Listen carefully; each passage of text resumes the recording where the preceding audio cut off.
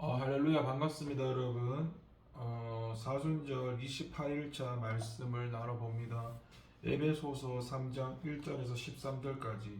이러므로 그리스도 예수의 일로 너희 이방인을 위하여 갇힌 자 된 나 바울이 말하거니와 너희를 위하여 내게 주신 하나님의 그 은혜의 경륜을 너희가 들었을 터이라.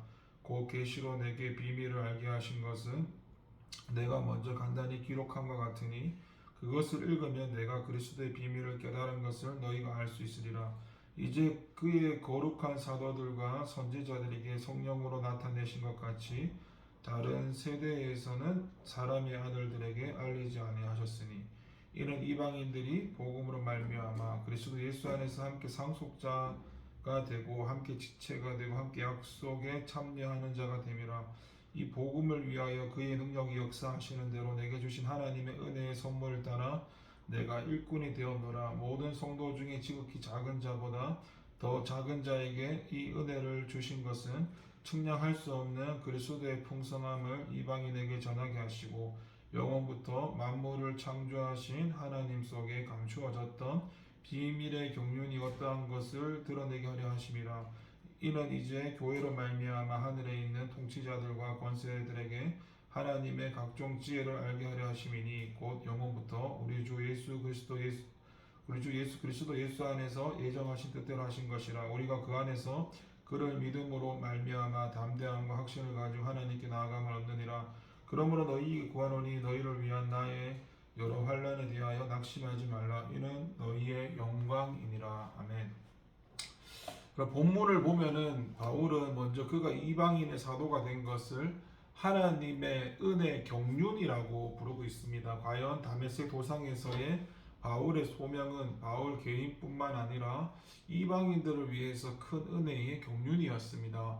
왜냐하면 바울은 이때 복음 증거를 위한 사도로 부르심을 받았고 이방인을 위한 하나님의 크신 뜻을 하나님의 계시로 깨달아 알게 되었기 때문입니다. 그런데 이러한 이방인을 위한 하나님의 뜻은 과거에는 하나의 비밀이었습니다.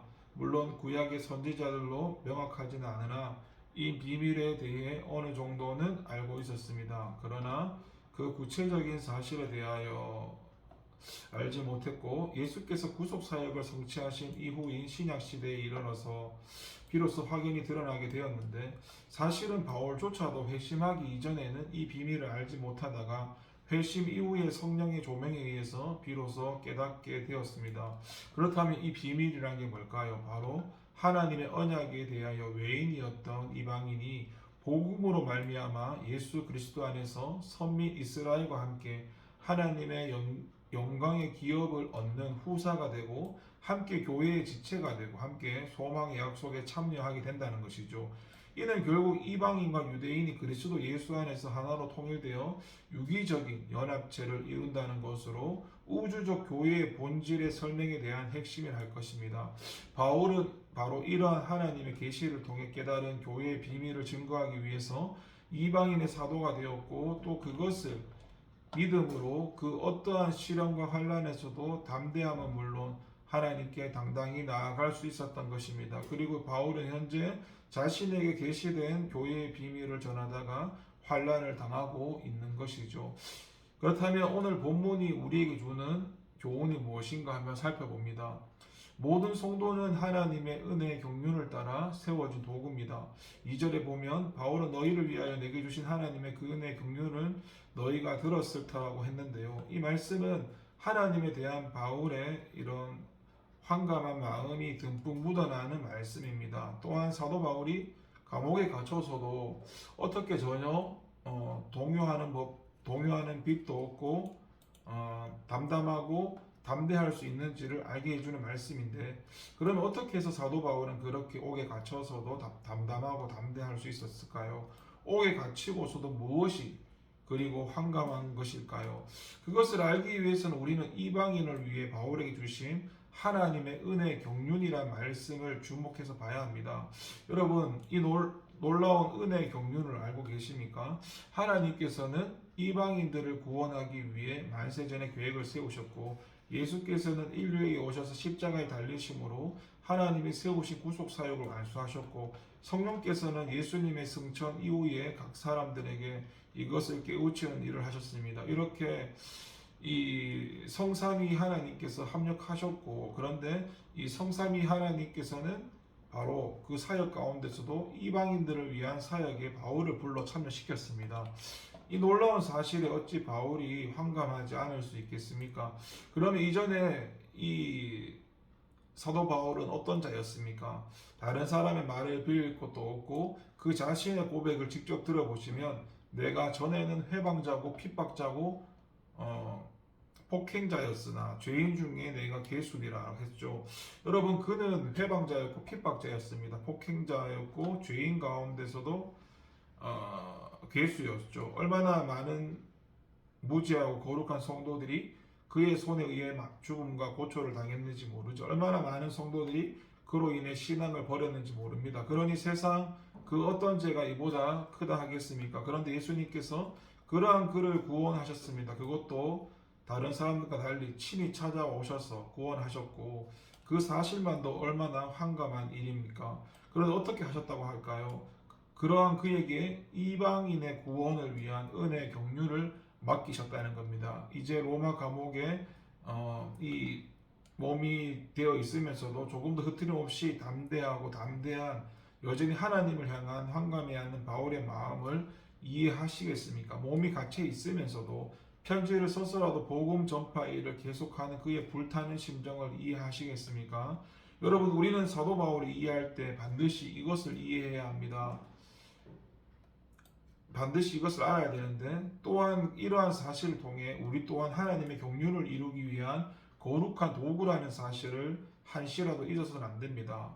여러분, 하나님께서 당신의 은혜의 경륜을 따라 도구로 삼으신 것은 사도 바울뿐만 아닙니다. 또 목회자들뿐만 아닙니다. 여러분, 성경이 무엇을 말합니까? 오직 너희는 택하신 족속이요 왕같은 제사장이요 거룩한 나라 그의 소유된 백성이니 이는 너희를 어두운 데서 불러내어 그의 기이한 빛에 들어가게 하신 자의 아름다운 덕을 선전하려 하심이라고 하였습니다.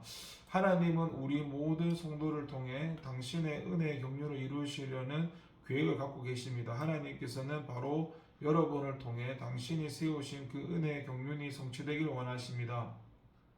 하나님이 저와 여러분을 부르시고 구원하신 것은 저와 여러분을 하나님의 은혜로운 경륜에 따라 도구로 삼으시기 위함입니다. 우리는 이 사실을 분명히 인식하고 있어야 되고 분명한 소명의식을 지니고 있어야 됩니다. 그럴 때 그 어떠한 고난과 역경이 찾아온다 할지라도 못 견뎌할 일이 없습니다. 아무리 큰 고난과 시련이 오고 억울한 일이 닥쳐온다 해도 분통을 터뜨리거나 원망으로 나를 지셀 일이 없습니다. 여러분, 요셉을 보십시오. 세상에 그처럼 억울하고 원망스러운 일을 많이, 그것도 오랫동안 경험한 사람이 어디 있습니까? 하지만 그가 원망합니까? 불평합니까? 아닙니다. 성경을 아무리 찾아봐도 그가 사람을 향해서든 하나님을 향해서도 원망했다는 기록이 없습니다. 오히려 그는 고난 속에서 더욱 하나님을 경외하였고 그로 말미암아 결국에는 선민의 조상인 야곱 가족을 비롯하여 수많은 생명을 구할 수 있었습니다. 또 심히 존귀하게 되었습니다. 어떻게 이 일이 가능할 수 있습니까? 자신이 하나님의 은혜와 경륜의 도구가 된 줄로 믿었기 때문입니다. 이는 하나님의 생명을 구원하시려고 나를 당신들 앞서 보내었나이다 라고 한 그의 고백을 통해 확인할 수 있습니다. 그러므로 여러분, 저와 여러분은 모두 하나님의 은혜의 경륜에 따라 세워진 도구라는 분명한 소명의식을 지니시기 바랍니다. 그러면 저와 여러분도 하나님 나라에서 찬란히 빛나는 요셉이나 바알과 같이 위대한 그리스도인이 될 것입니다. 기도하겠습니다. 하나님 아버지, 감사합니다.